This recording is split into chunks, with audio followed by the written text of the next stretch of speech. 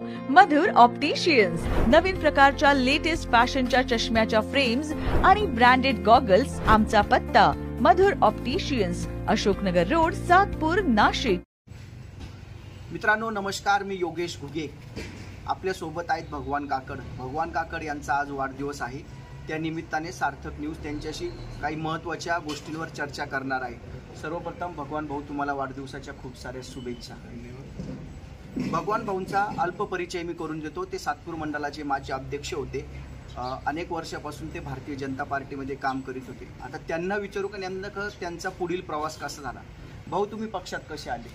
साधारणतः माझ्या लहानपणापासूनच मी भारतीय जनता पार्टीमध्ये आहे आणि कॉलेजच्या जीवनापासून मला ती आपली हिंदुत्वाची आवड असल्यामुळे आणि संघाशी जरा काही कार्यक्रमानिमित्त गेल्यामुळं भारतीय जनता पार्टीमध्ये मी काम करायला कॉलेज जीवनापासूनच सुरुवात केलेली आहे। किती वर्षापासून आपण भारतीय जनता पार्टीमध्ये काम करतो? साधारणतः 20 वर्ष झाले असेल की मी भारतीय जनता पार्टीत काम केलेलं आहे। साधारणतः 2007 साली आपले देवळा चांदूर मतदारसंघाचे माननीय आमदार राहुलदादा आहेर हे इथं नाशिक पश्चिम मतदारसंघामध्ये उभे होते 2009 साली। त्यावेळेस त्याच्या अगोदर पण आणि त्यावेळेस ते इथं भारतीय जनता पार्टी युवा मोर्चाचा कार्यकर्ता म्हणून मी त्यावेळेस भारतीय जनता पार्टीच्या कामाला मी सुरुवात केली।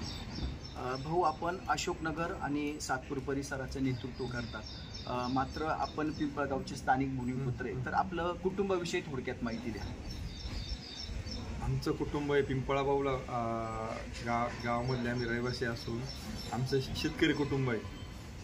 शेतकरी कुटुंबात असताना माझ्या आजोबा आणि आजींनी आमच्या घरामध्ये सर्व हे उच्च शिक्षित आहे। माझे जे लहाने चुलते आहेत 2 नंबरचे, ते पोलीस खात्यामध्ये अधिकारी म्हणून त्यांची निवड झाली। त्या खात्यामध्ये त्यांनी 34 वर्ष सेवा केली आणि सहाय्यक पोलीस आयुक्त मुंबई म्हणून ते सेवानिवृत्त झालेले आहे। माझे वडील त्यावेळचे 7वी शिकलेले, आई पण त्यावेळची 7वी जुनी मॅट्रिक शिकलेली आहे आणि माझे सर्व भाऊ कोणी इंजिनियर आहे, कोणी BEd पण केलेले माझ्या बहिणींनी आणि माझा जो लहान भाऊ आहे तो नेव्हीमध्ये आता चीफ ऑफिसर म्हणून पण त्याची परीक्षा पास झालेला आहे। BJPचे आपण सातपूर मंडल अध्यक्ष असताना अनेक मोठे नेते आपल्या निवासस्थानी येऊन गेले, काय वाटत होतं तेव्हा जेव्हा नेते आले तेव्हा? साधारणतः म्हणजे भारतीय जनता पार्टीमध्ये युवा मोर्चामध्ये साधारणतः असं कार्यकर्ता म्हणून काम करताना जेव्हा सुरुवात केली त्यावेळेस कधी स्वप्नात वाटत नव्हतं का भारतीय जनता पार्टीमध्ये कामाची एक जी दखल घेतली जाते कार्यकर्त्याच्या, वाटत नव्हतं का माझ्या घरी असे नेते पण येईल।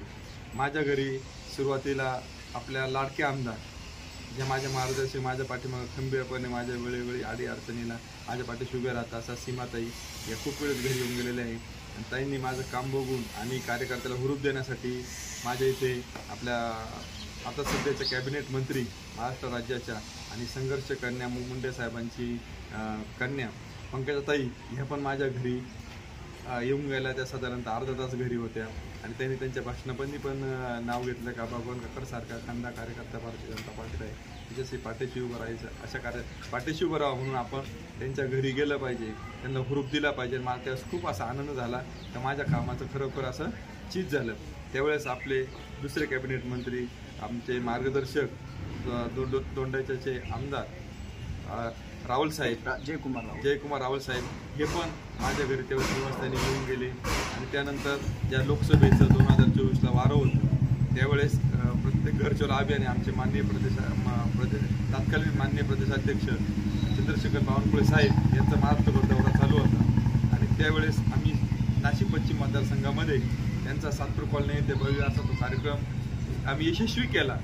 त्यांना तो कार्यक्रम इतका आवडला का ते म्हणा महाराष्ट्रामध्ये त्यांनी भाषणात वेळोवेळी सांगितलं आपल्या लाडक्या आमदारताईंना का महाराष्ट्रामध्ये कुठंच असं माझं स्वागत कार्यक्रम झाला नाही, असा कार्यक्रम तुम्ही नाशिक पश्चिम मतदारसंघात केला। साहेबांना आवडल्यामुळे आणि आमच्या ताईंनी विनंती केल्यामुळं बावनकुळे साहेब रात्रीचे 10 वाजता माझ्या घरी आले आणि खरखर मला माझ्या कामाचे मंडलाध्यक्ष म्हणून काम केल्याचं चीज झालं आणि खूप मनाला समाधान लाभलं। भगवान भाऊ, हे संपूर्ण नेते तुमच्याकडे आले, मात्र लोकसभा असेल विधानसभा असेल अतिशय प्रामाणिकपणे तुम्ही पक्षाचं काम केलं, त्याबद्दल काय सांगाल?